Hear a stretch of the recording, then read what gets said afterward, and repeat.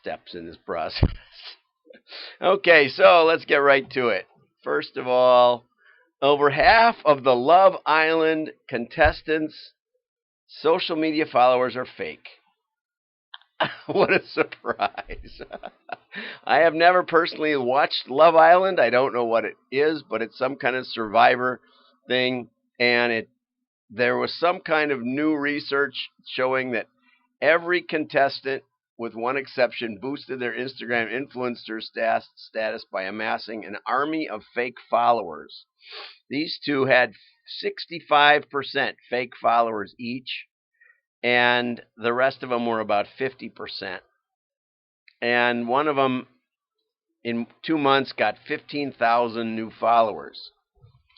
And the fan base was in India, Brazil, and Mexico. Unlikely because I guess the show doesn't even air down there. But it is a place for bot farms. Now, I personally have some encounter with Instagram. A few months ago, I got a message saying there may be suspicious activity on my Instagram account. So I ignored it because I don't really use Instagram. But a couple of weeks went by and I logged in and noticed that I was suddenly following like 9,000 new people, following them.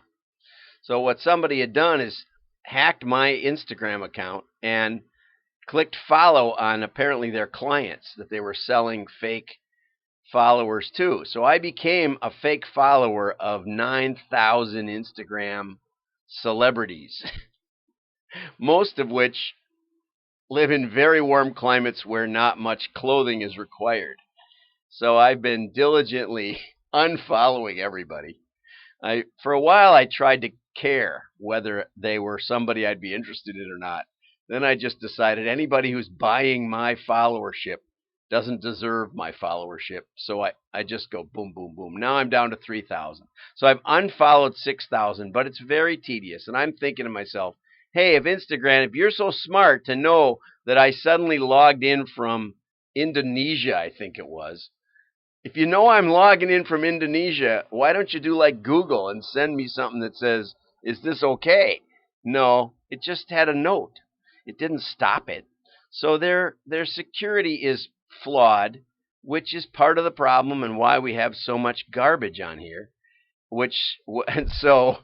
And the result is good for the influencer and a bad knock for Instagram, as it should be. Brands should take nothing for granted and push for measurability, not measurability, measurement. Who came up with measurability? I think it was Pete Hoke. And transparency at all levels, brand, platform, and influencer. Like Procter and Gamble said, we started looking at the number of searches triggered by an ad rather than the number of followers on the influencer. Okay.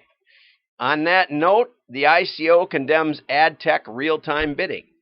This is, a dull. You'd never want to read this article because of the headline. But the ICO is the Information Commissioner's Office. It's the person who enforces GDPR. So it's really important that you know what ICO means. And what they said was there's some question of the legalities of real-time bidding. Now, the real-time bidding idea is that I want to place an ad, and and the ads are available at certain prices. I want to buy a decent customer or a decent audience segment for the lowest possible price. So the marketplace determines all that. And it's a little hard to understand how that invades someone's privacy. I mean, I'm on a regular service where I see ads that are tailored to me.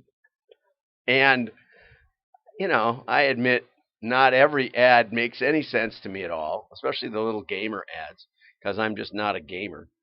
But the bottom line is that, maybe I'm segmented. I get some retirement ads. And I'm thinking I should retire soon. But, that's the hard part. Now, what I do understand is that the connection between my identity and my geodemographic profile is what's used, and that out in the open tells you I'm old. Gee, what a surprise. So then I get old related ads like ED stuff and who knows what else. I'm not exactly sure why it's a high risk to the rights and freedoms of individuals, I have to say. Okay? I just don't understand that. You could map my zip code and find out that I'm in a above average income zip code with above average income education and probably above average age too. Okay, but anyways, that's the response, and this is my response too. This would mean that just about every audience segment being used in the market today is invalid and therefore needs to be deleted. And that's what the real-time bidding people think. But, you really could say, wait a minute, and that's not the right answer. The right answer is, how about mail? On that note, there's nothing illegal about segmenting mail by address or even by individual information, as long as it isn't connected. It's connected to the address, not the individual. Okay, so consider a new direct mail strategy. I think that's a good headline. And now let's go over to the print event. This is an event coming up in August, and I'll be attending. It's in Minneapolis, Minnesota, and it's for people considering print. I think this is extraordinary. It's about time someone reminded us that and gave us the tools to get back into print, because there's a whole generation. I did a talk last summer up in Minneapolis, and a bunch of millennials. It was like 30 or so millennials. We spent like 2.5 hours in Q&A afterwards, and one of them said, we never heard anything about print in our MBA marketing classes. Nothing, zero, nothing in direct mail. So if you're curious why I keep pitching direct mail and the effectiveness and why it's the foundation for AI and why it's the best method for attribution and investigation of what the marketplace is interested in and what offers work, I suggest you sign up for the print event. I'm going to be there, and we can say hi. That'd be fun, eh? Okay, now, that said, let's watch this. Good deal, even when it's staring them in the face. It's discount day at this corner shop. But will anyone even notice? Okay, here we go. First customer, please. And it Breakfast shows you of Champions, people obviously. are used to their own process. Well, he's ready. Oh, thank you. Yeah. Ask for discount. So anything else I can almost help? nobody asks for But he's discount. not going to go for it. Ouch. Nobody does. Full price. Full price. I'm here. Feeling your pain, fella.